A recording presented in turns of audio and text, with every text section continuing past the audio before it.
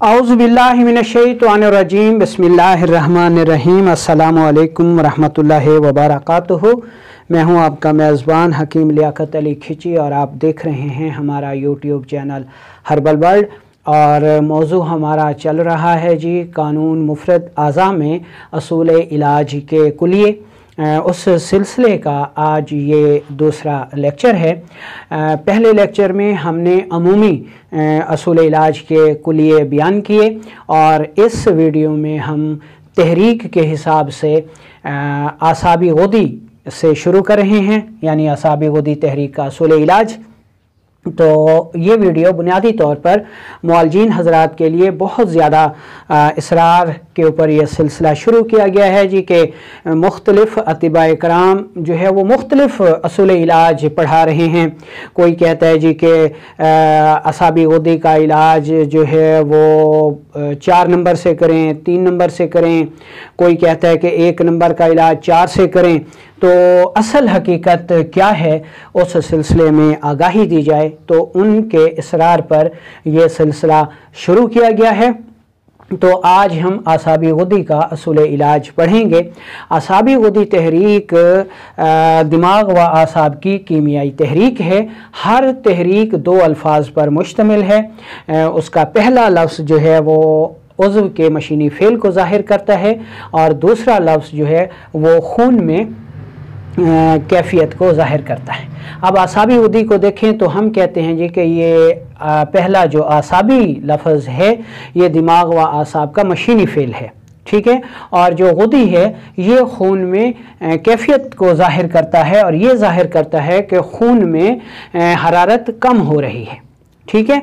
अब इसमें आसाबी गुदी में यूँ समझ लें कि तरी जो है वो ज़्यादा होती है, तरी बढ़ रही होती है और हरारत कम हो रही होती है। अगर हम उस्ताद साहब ने अब ये कहा है जी कि दूसरा लफ्ज़ जो है, ठीक है, यानी कीमियाई सूरत खून में कीमियाई सूरत जो है वो असूल इलाज की तरफ जाती है, तो उसी सूरत को बढ़ाना चाहिए। यानी असाबी गुदी में हरारत कम हो रही है तो हम इसी फेल को बढ़ाएंगे, यानी ऐसी दवा देंगे जिसमें हरारत मज़ीद कम हो और उसका ताल्लुक़ हरारत से टूटकर सर्दी से जुड़ेगा तो तहरीक आगे मुंतकिल हो जाएगी, असाबी उज़लाती कहलाएगी। वरना जब तक रतूबात का ताल्लुक़ हरारत से रहेगा, यानी असाबी गुदी तहरीक रहेगी, हरारत से ताल्लुक़ कायम रहेगा, तहरीक आगे बढ़ ही नहीं सकती, इसी में रुकी रहेगी, ठीक है। तो इस तहरीक को आगे बढ़ाने के लिए आसाबी गुदी की सूरत में हम आसाबी उज़लाती दवा देंगे। जब आसाबी उज़लाती दवा देंगे तो इसमें गुदद से इसका ताल्लुक़ टूट जाएगा, हरारत से ताल्लुक़ टूट जाएगा और ये तहरीक आगे बढ़ जाएगी। सेहत की हालत में भी ये तहरीकें इसी तरह आगे बढ़ती हैं, ठीक है जी। अच्छा, यहाँ पर जो है इंतहाई एक लतीफ़ फ़र्क है जिसमें अतिबा इंतहाई कन्फ्यूज़न का शिकार हो जाते हैं और जो ऐसे लोग हैं वो फिर उन नए अतिबा की कन्फ्यूज़न का फ़ायदा उठाकर उनको गुमराह कर देते हैं, ठीक है। तो इंशाल्लाह हमारी कोशिश होगी कि हम आपको इस गुमराही से बचा सकें। इसमें देखें जी असाबी गुदी, इसमें गैर तबई सूरत हो गई तो सोज़े से सुकेड़ पैदा हो गया और गैर तबई तहरीक ये मकाम मर्ज़ है, ठीक है। अच्छा, अब सूरत हाल ये है कि अगर कीमियाई तहरीक होगी तो तस्कीन और तहलील भी गैर तबई होंगी, यानी उनकी भी ये जो इसको हम कहते हैं कीमियाई सूरत होगी। यानी ये देखें कि अगर कोई शख्स किसी चीज़ को रोकना चाहता है, बचाना चाहता है, तो वो हर वो सुराख, हर वो रास्ता बंद करेगा जहाँ से ये चीज़ खारिज हो सकती है, ठीक है। और अगर कोई शख्स किसी चीज़ को खारिज करना चाहता है तो वो तमाम रास्तों को खोलेगा ताकि अखराज ज़्यादा से ज़्यादा हो सके।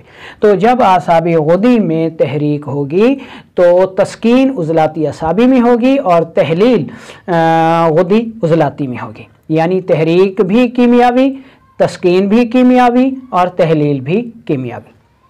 अब यहाँ पर हमारा जो मकाम मर्ज़ है वो असाबी गुदी है और जो हमारा असूल इलाज है तस्कीन वाले मकाम को तहरीक देना, ठीक है। तो ये जो उज़लाती असाबी यहाँ पे तस्कीन है, हमारा बुनियादी मकसद इसको तहरीक में लाना है। जब इसमें तहरीक पूरी आ जाएगी तो मर्ज़ ये यहाँ पर जो असाब गुद्दी में सोजिश से सुकेड़ था ये दूर हो जाएगा, और गुद्दी उज़लाती में जो गैर तबई तहलील थी ये भी दूर हो जाएगी। अब यहाँ पर बहुत सारे अतिबा कंफ्यूज होते हैं। अच्छा, असाबी गुद्दी में हम कहते हैं जी कि बलगम बन भी रही है और जमा भी हो रही है। उस्ताद साहब ने कहा है जी कि हर कीमियाई तहरीक का इलाज उसी उज़्व की मशीनी तहरीक से करना चाहिए। तो आसाबी गुद्दी के बाद उसकी जो अगली तहरीक है ये आसाबी उज़लाती बनती है। ठीक है, तो हम यहाँ पर कौन सी दवा देंगे? आसाबी उज़लाती दवा देंगे, जिसमें मशहूर व मारूफ दवा है जी ये हलीला, स्याह और काला दाना हम वज़न। ठीक है जी, ये हम देते हैं। अच्छा, अब बहुत सारे अतिबा कराम कंफ्यूज हो जाते हैं जी कि एक तरफ तो आप कहते हैं जी कि आसाबी गुद्दी में तहरीक है और तस्कीन उज़लाती असाबी में है, लेकिन जब इलाज आप बताते हैं तो आप कहते हैं जी कि असाबी उज़लाती दवा दें, तो इसकी तो हमें समझ नहीं आती। तो यही चीज़ मैं बुनियादी तौर पर आपको समझाना चाह रहा हूँ। तो इसमें सबसे पहले आप तहरीक की तारीफ़ सुन लें कि तहरीक का लफ्ज़ हरकत से निकला है, और हरकत के मानी किसी चीज़ के हसूल के लिए होती है। यानी अगर मुझे प्यास लगी है तो मैं पानी पीने के लिए हरकत करूँगा, पानी के पास जाऊँगा, गिलास उठाऊँगा, पानी को भरूँगा और पीऊँगा। ये सारी यानी पानी पीने तक ये सारी हरकत है जो कि मैंने प्यास को बुझाने के लिए की है। ठीक है जी। अच्छा, तो अब ये समझ लें कि असाबी गुद्दी में हमारा मकसद तो उज़लाती असाबी में तहरीक पैदा करना है, जबकि दवा हम दे रहे हैं आसाबी उज़लाती। ठीक है। अच्छा, एक इससे पहले एक मिसाल समझ लें कि ये एक कार है। ठीक है, और ये यहाँ पर हरकत कर रही है 100 किलोमीटर फ़ी घंटा की रफ्तार से। ठीक है, अब जिस शख्स ने यहाँ पे देखा वो कहता है जी कि कार 100 किलोमीटर फ़ी घंटा की रफ्तार से हरकत कर रही है, जबकि यहाँ पर जिस शख्स ने देखा तो वो कहता है जी कि नहीं, कार जो है वो 0 किलोमीटर से हरकत कर रही थी। उन दोनों की बात ठीक है। इसने 0 से हरकत की 10 किलोमीटर फ़ी घंटा, फिर 20, फिर 30, फिर 40, 50 और 100 तक पहुँची। यानी उसने अपना सफ़र 0 से शुरू किया और 100 किलोमीटर तक पहुँची। अब आसाबी गुद्दी में बलगम रुकी हुई होती है और मुताफन होती है, मर्ज़ पैदा हो चुका होता है। हम इसी तहरीक की मशीनी तहरीक की दवा देते हैं। मशीनी तहरीक दो काम करती है, एक तो अपनी कीमियावी तहरीक का रुका हुआ मुताफन खिल्त को खारिज करती है, दूसरा अगले उज़्व की तहरीक को स्टार्ट कर देती है। जब हम आसाबी गुद्दी दवा देते हैं, असाबी गुद्दी मर्ज़ में असाबी उज़लाती दवा देते हैं, तो असाबी उज़लाती दवा असाबी गुद्दी की मुताफन बलगम को एक तरफ खारिज करती है और दूसरी तरफ उज़लाती असाबी में आहिस्ता से तहरीक लाना शुरू कर देती है। यानी असाबी गुद्दी से जब तहरीक 0 से शुरू हुई तो इसको हमने असाबी उज़लाती कहा। ये बढ़ते बढ़ते जब उज़लाती असाबी में इसने तहरीक को मुकम्मल कर दिया तो हमने इसको उज़लाती असाबी कहा। अब जब उज़लाती असाबी में तहरीक मुकम्मल हो गई तो उज़लाती असाबी में जो तस्कीन थी वो दूर हो गई और असाबी गुद्दी में जो मर्ज़ था वो ख़त्म हो गया। अब ये देखें, यहाँ पर 6 नंबर तहरीक है, यहाँ पर मर्ज़ है। ठीक है, मुताफन बलगम रुकी हुई है, मर्ज़ पैदा हो गया। हमने 1 नंबर असाबी उज़लाती दवा दी, असाबी उज़लाती ने यहाँ पर रुकी हुई बलगम को खारिज करना शुरू कर दिया और यहाँ इसका असाबी गुद्दी का जो ताल्लुक़ था जिगर से उसको तोड़कर उज़लात से जोड़ दिया और उज़लात में तहरीक आना शुरू हो गई।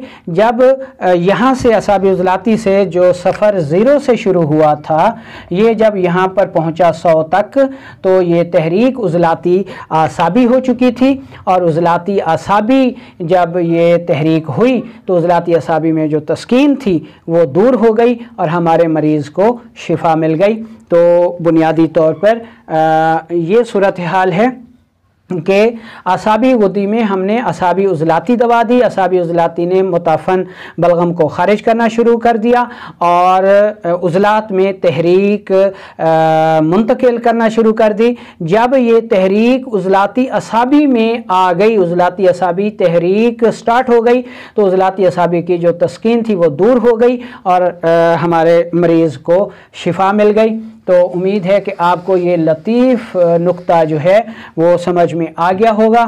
اب یہاں پر بہت سارے لوگ یہ اعتراض کرتے ہیں جی کہ اعصابی غدی میں تو بلغم ہوتی ہے، تو پھر وہاں پہ سکیڑ کیسے ہو سکتا ہے، یا پھر کہتے ہیں جی کہ غدی تحریک میں سکیڑ کیسے ہو سکتا ہے۔ یہ بھی تھوڑا سا نہ سمجھنے کی وجہ سے یہ کنفیوژن پیدا ہوتی ہے۔